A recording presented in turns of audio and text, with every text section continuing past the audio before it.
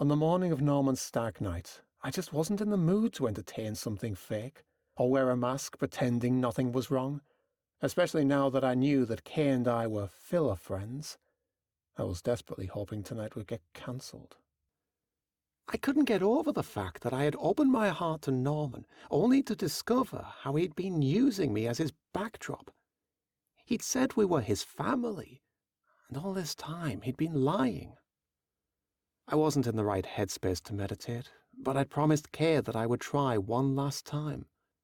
This would be the 5th time in my life I'd given up on myself on all 4 previous attempts.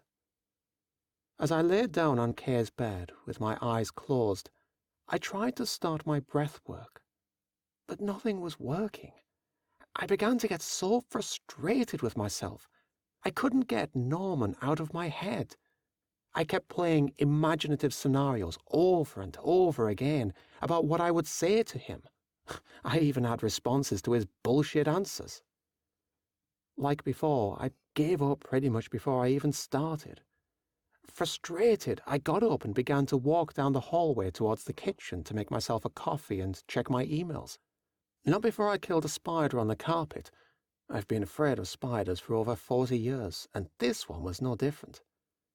But I remembered I hated checking my emails. The thought of just opening them filled me with dread. I regularly half-closed my eyes while giving the new emails a quick scan, hoping that nothing terrifying was there. I was so fucking disappointed with myself for giving up so quickly.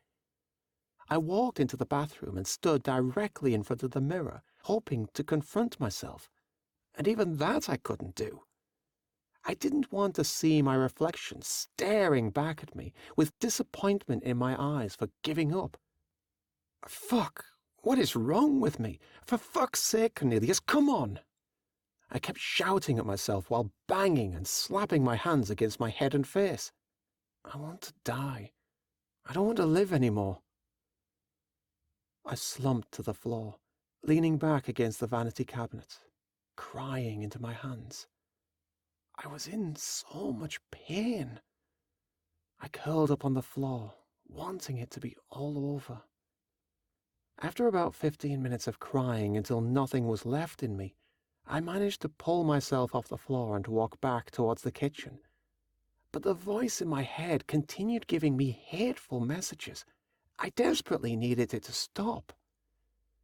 As I walked past the refrigerator, my inner voice convinced me to smash my head against the refrigerator door until the pain and negative chatter stopped. I stood there, facing the door and holding onto the sides. I took a big, deep breath, closed my eyes, and leaned my head back. All of a sudden, I heard Zelda and Link simultaneously meowing loudly.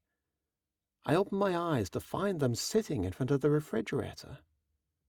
I thought, I can't do this, not in front of my little fur babies. So I picked them both up and placed them into their catio, something Kay had designed and built.